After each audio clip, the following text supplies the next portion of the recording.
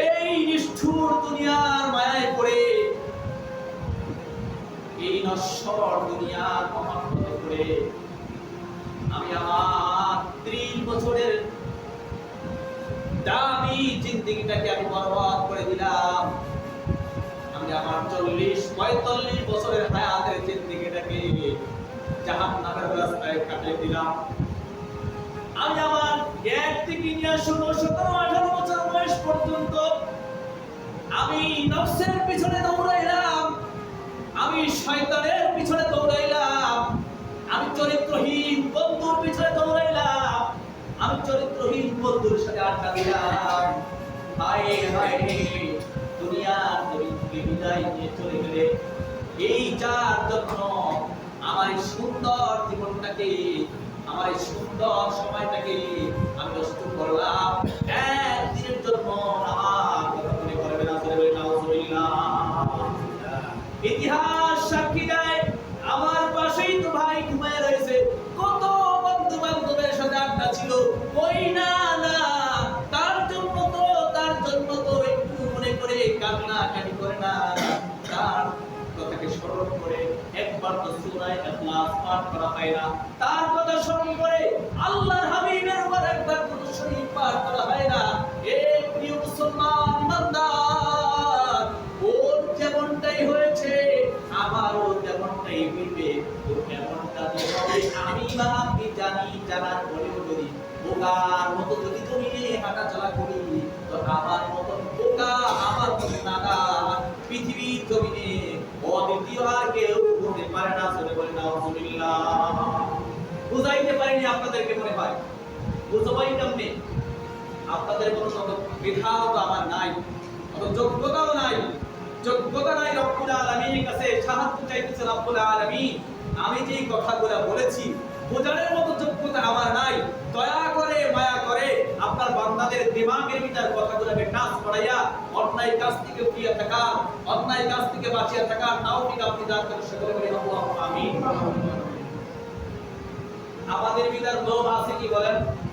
একটা আওয়াজ দেন, আছে না নাই? আছে।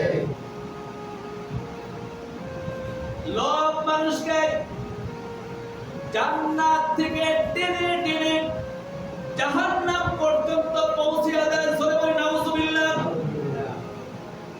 আবার বলি, লোভ মানুষকে জান্নাতের দরজা থেকে টানিয়া টানিয়া টানিয়া টানিয়া জাহান্নামের গেটে পর্যন্ত নিয়া ধাক্কা দিয়া জাহান্নামের ভিতর ঢুকিয়ে দেয়। সরে বলি নাউজুবিল্লাহ। আবু জেহেল তিনি নবীকে চিনতেন, সুবহানাল্লাহ বলেন। দুঃখের বিষয়, আফসোস, আমার মতো পুরা কপাল নাথান মুসলমানের ঘরে জন্ম নিয়ে, আল্লাহকে আল্লাহ বলে মেনে নিয়ে, নবীকে নবী বলে মেনে নিয়ে, আল্লাহর হুকুমের বাহিরে চলে, আল্লাহর হাবিবের বিধানের বাহিরে চলে, এর চাইতে পুরা কপাল আর কেউ হতে পারে? আবু জেহেল নবীজিকে চিনতেন। এই কথাটাই আল্লাহ পাক রব্বুল আলামিন কালামুল্লাহ শরীফের ভিতরে ঘোষণা করলেন, নবীকে ইয়ারিফুনাহু কামা ইয়ারিফু আবনা। নবীকে আবু জেহেল আপনাকে চিনে যেমন করে তার সন্তানকে চিনে। জোরে বলে সুবহানাল্লাহ। আবু জেহেল জানতো আপনি হক, আবু জেহেল জানতো যে আপনি শেষ নবী। এই কথাটা আবু জেহেল ভালো করে জানতো, যেমন ভাবে জানতো এইটা তার সন্তান, এতে কোনো সন্দেহ নাই। সন্তানকে যেমন করে চিনতো এটা আমি আবু জেহেলেরই সন্তান, এই সন্তান আমার, ও যেমন করে এইগুলা চিনতো, ঠিক যেমন ভাবে আপনি নবী যে আল্লাহর নবী, আপনাকে যে আল্লাহ না বানাইলে আসমান ও জমিন কোনো কিছু সৃষ্টি করতেন না। আপনি যে সর্বশ্রেষ্ঠ মানব, আপনি যে সমস্ত নবীদের সরদার, আপনি যে মানুষের সুপারিশকারী, এই কথাগুলো সব আবু জেহেল জানতো। বলে বলে সুবহানাল্লাহ। সব জানার পরেও আবু জেহেল কেন ভুলে রইলেন?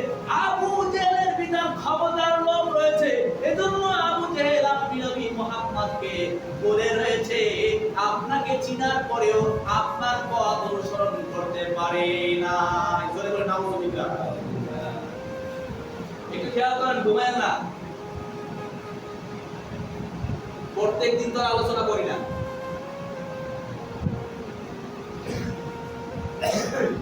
এই কথাগুলো খুবই দরকার আমাদের জন্য, খুবই দরকার, খুবই দরকার। লোক আবু জাহেল নবীজিকে চিনতেন, নবী শেষ নবী, মানব কুলের শ্রেষ্ঠ মানব, নবীদের সর্দার, শাফিউল মুজনাবিন, জান্নাতের প্রথম দরজা খটখট করবেন তিনি মুহাম্মদুর রাসূলুল্লাহ। এই সব জ্ঞানে গুণে সম্পর্কে আবু জাহেল জানতো, কিন্তু তার লোভে তাকে ধ্বংস করে দিয়েছে।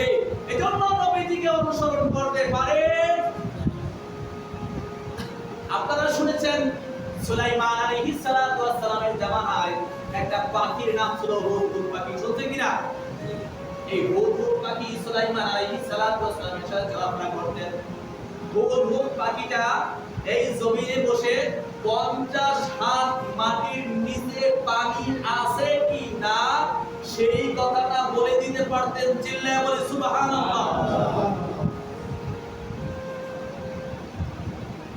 এক ব্যক্তি হুদকে জিজ্ঞাসা করলো, এ হুদ, তোর গুণ কি?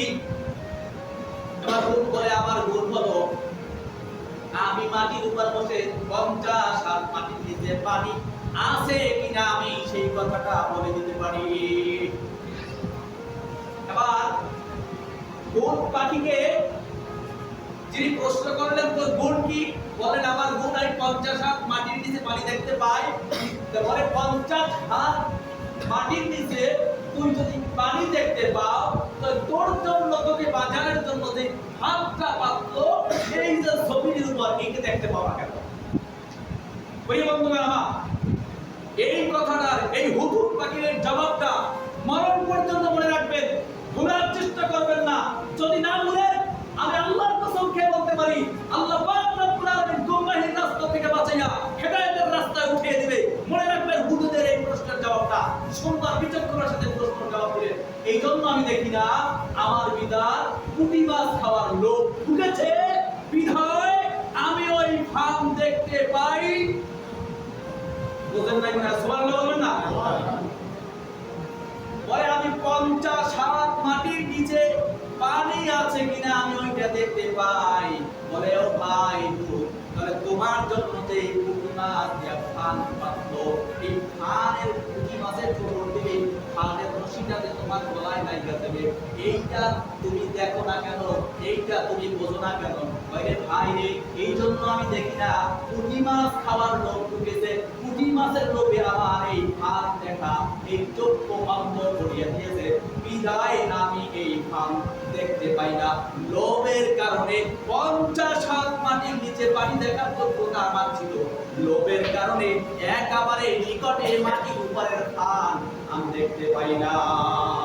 প্রিয় বন্ধুরা আমার, আল্লাহর নবী মুহাম্মদুর রাসূলুল্লাহ সাল্লাল্লাহু আলাইহি ওয়াসাল্লাম, তিনি যে হক নবী, তিনি যে সত্য নবী, তিনি যে শাফিউল মুজনাবিন, তিনি যে মানব কুলের শ্রেষ্ঠ নবী, এই কথাটা আবু জাহেল জানার পরেও, বুঝার পরেও, এই ক্ষমতা নামক লোক থাকার কারণে এই এতগুলা দামি দামি জিনিসকে ছাড়িয়া জাহান্নামের রাস্তা থেকে দৌড়াইছে। নাউজুবিল্লাহ। মান করবেন না, কষ্ট নেবেন না। আমি কষ্ট দেওয়ার জন্য বলি না, কষ্ট নেওয়ার জন্য বলতেছি না। আপনি মুসলমান, আমি মুসলমান। আপনি মরার পরেও আপনার জন্য যা, আমার জন্য তাই, বাড়তি কোনো কিছু নাই। আপনার জন্য, আমার জন্য নসিবে যদি না থাকে 3 টুকরা তো চড়বে না। কিন্তু প্রশ্ন 3 প্রশ্ন, এটার কম বেশি কেউ আছে বলেন? আমার কবরে কি পানি থাকবে নাকি থাকবে এটা জানি না। আমি আমার এক ভাতিজাকে বলেছিলাম, দেখো রে, আমার দেশে এখন কেউ যদি মারা যায়, তোরে মাটি দেওয়ার জন্য কবর খুঁজলে পানি ছাড়া অদ্বিতীয় কিছু পাওয়া যাবে না। কি বলেন, ঠিক কিনা?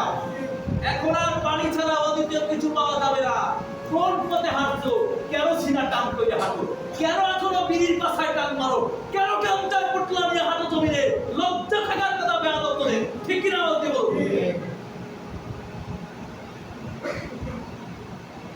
দুঃখ লাগে, কলিজা ফেটে যায়, বুঝাইতে পারতেছি না। মিষ্টি ভাষায় বলার পরেও ঠান্ডা মেজাজে বলার পরেও মানার চেষ্টা করতেছ না। হে বন্ধুগণ আমার, কবরে কিন্তু সাপ হা করে তাকিয়ে রয়েছে। জাহান্নামের আগুন কিন্তু বারবার আমাকে ডাকতেছে, নাফরমান জাহান্নামের আগুন আমি কিন্তু অত্যন্ত প্রস্তুত, কি নাফরমানি ছেড়ে দে, নচেৎ কিন্তু ভয়াবহ হবে। প্রিয় বন্ধুগণ আমার, প্রিয় ভাতিজারা, ভাইবোনেরা, ভাইয়েরা, চাচারা, বীর পাছায় টান দেওয়া বন্ধ করতে হবে। আর টান দেওয়া যাবে বলেন? আল্লাহ পাক রব্বুল আলামিন অন্যায় কাজ থেকে ফিরে থাকার তৌফিক দান করুন। সকলে বলি আল্লাহুম্মা আমিন। এখানে যারা আছে আমি চ্যালেঞ্জ করলাম, আমার সাথে মাসলা দেওয়ার মতো যোগ্যতা একজনেরও নাই। কি বলেন? ঠিক কি না বলেন? এটা কর্ম নিয়ে বলি না, এটা বলছি এই জন্য যে আমার সাথে সিনা টান করার মতো অধিকার আপনারা কেউ রাখেন না। মাসলা বলার মতো যোগ্যতা আপনাদের চাইতো 1 পয়েন্ট বেশি হলেও আমার আছে। ঠিক কি না বলতে বলো? তো সিনা টান দিয়ে হাঁটার মতো যোগ্যতা আমার ছিল, আমি তো সিনা টান দিয়ে হাঁটি না। আপনারা কেন সিনা টান দিয়ে হাঁটিয়েন না? আপনাদের পায়ে ধরি, আপনাদের পায়ে ধরি, পায়ে ধরি, বিনয়ের সাথে বলি, অন্যায় পথে আর হাঁটিয়েন না, অন্যায় পথে চলিয়েন না। কাঁধে কাঁধ মিলিয়ে আমরা একাকার হয়ে যাই। আমরা কিভাবে এই জমিনে আল্লাহর বিধান প্রতিষ্ঠিত করে জমিনে প্রতিষ্ঠিত না করতে পারলো, আমি আমার বিধান কেমনে প্রতিষ্ঠিত করব, আমার ঘরে কেমনে প্রতিষ্ঠিত করব, এই চিন্তায় এই মগ্ন রেখে ধারণ করে দুনিয়াতে বেঁচে থাকা, দুনিয়ার জমি থেকে বিদায় নেওয়া আল্লাহ তাওফিক দান করুন। আল্লাহুম্মা আমিন। আমরা যারা যেই দলের অনুসরণ করি না কেন, আমি যে অন্যায় কাজ করতেছি এটা আমি বুঝি। কি বলেন? বুঝি কিনা বলেন? এরপরে ফেলতে পারি না কেন? ওই লোক কিসের জন্য বলেন?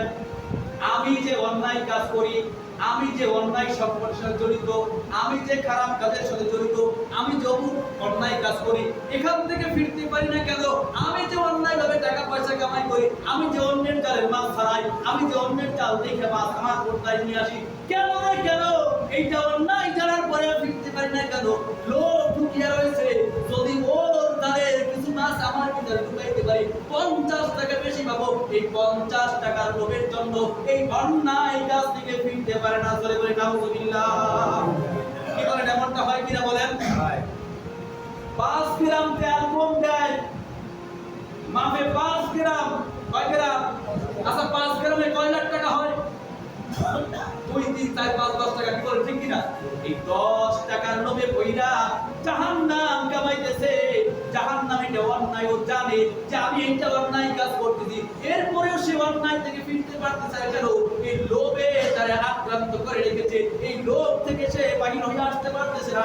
প্রিয় বন্ধুগণ আমার, এই 2, 3, 4, 5, 6, 7, 50, 100, 2000, 3000, 5000, 6000, 7000 কোটি টাকার লোভে তুমি পড়ো। এই টাকার লোভে পড়িও না। রব্বুল আলামিন বলতেছেন, দুনিয়াতে যারা লোককে বিসর্জন দিবে, দুনিয়াতে যারা লোককে বিসর্জন দিয়া আমি আল্লাহ পাক রব্বুল আলামিনের নীতি আদর্শ বাস্তবায়ন করে চলবে, আল্লাহ পাক রব্বুল আলামিন তাদেরকে জান্নাতের ভিতর এমন একটা ঘর বানাই দিবেন, যেই ঘরটাকে আল্লাহ তাআলা সবুজ পাথরের দ্বারা জান্নাতের ঘরটা নির্মাণ করবেন। সুবহানাল্লাহ। সবুজ পাথরের দাম কি বুঝেন? মার্বেলের মতো এই টুকরা সবুজ পাথরের দাম হলো 200 কোটি টাকারও বেশি। সুবহানাল্লাহ। মার্বেলের মতো এরকমের একটা টুকরা সবুজ পাথরের দাম হলো 200 কোটি টাকারও বেশি। রব্বুল আলামিন যারা দুনিয়াতে যারা লোককে বিসর্জন দিবে, অন্যায়কে ছেড়ে দিবে, ন্যায় অনুযায়ী চলবে, আল্লাহ তাআলা তাদের জন্য জান্নাতের ভিতর 70,000 তলা বিশিষ্ট একটা বাড়ি তৈরি করে রাখবেন। সুবহানাল্লাহ। আমরা কি এই বাড়ির মালিক হতে চাই? লোক কি ছাড়তে হবে বলেন? প্রিয় বন্ধুগণ আমার, আমার চাচারা, আমার বড় ভাইয়েরা, সমবয়সী ভাইয়েরা, ভাতিজারা, ভাইনারা, বিনয়ের সাথে করি আর ডিভাইডেড না করি। আমরা মিলেমিশে আমরা কি করে আল্লাহর জমিনে আল্লাহর হুকুম বাস্তবায়ন করে নবীজির আদর্শ বাস্তবায়ন করে চলতে পারি, সেই সিস্টেম বাস্তবায়ন করার জন্য একাকার হয়ে যায়। কাঁধে কাঁধে কাঁধ মিলিয়ে আমরা চলতে শুরু করি। রব্বুল আলামিন আমাদের সবাইকে কাঁধে কাঁধ মিলিয়ে আল্লাহর জমিনে চলার তৌফিক দান করুন। সকলে বলি আল্লাহুম্মা আমিন। এই বাড়িটা 70 তলা বিশিষ্ট একটা বাড়ি থাকবে, 70,000 তলা বিশিষ্ট। প্রত্যেক তলায় 70,000 রুম থাকবে। সুবহানাল্লাহ বলেন। প্রত্যেকটা রুমে আল্লাহ তাআলা 70,000 দরজা লাগাবে। আরো জোরে বলি সুবহানাল্লাহ। প্রিয় বন্ধুরা আমার, শুধু লোভ কাজ ছেড়ে দিতে হবে, অন্যায় কাজ ছেড়ে দিতে হবে। আমরা লোভের কারণে অন্যায়ের সাথে জড়িত, আমি জানি আমি অন্যায় কাজ করি, তারপর লোভের কারণে ছাড়তে পারছি না। এজন্য বিনয়ের সাথে বলি, বিনয়ের সাথে বলবো, আমরা যেই সমস্ত অন্যায় কাজগুলো করি, লোককে বিসর্জন দিব, আল্লাহ আল্লাহ রসুলকে সামনে তুলে ধরবো, জান্নাতকে সামনে তুলে ধরবো, ইনশাআল্লাহ এই গুনার কাছ থেকে আমরা ফিরতে পারবো। ইনশাআল্লাহ ফিরবো তো আমরা ইনশাআল্লাহ।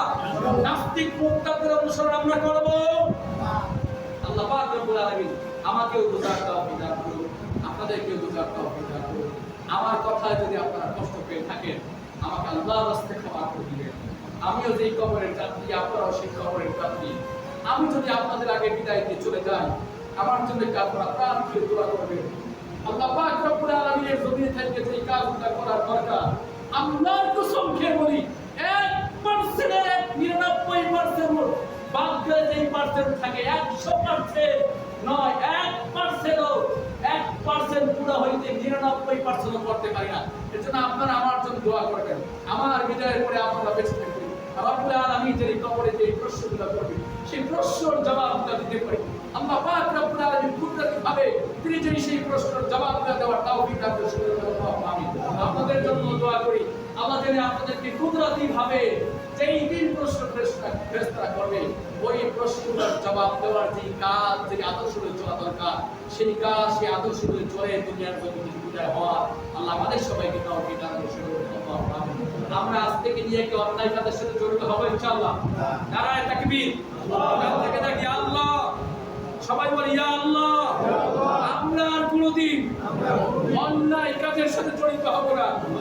আপনি আমাদেরকে অন্যায় কাজ থেকে বাঁচিয়ে থাকার তৌফিক দান করেন। আল্লাহুম্মা আমিন।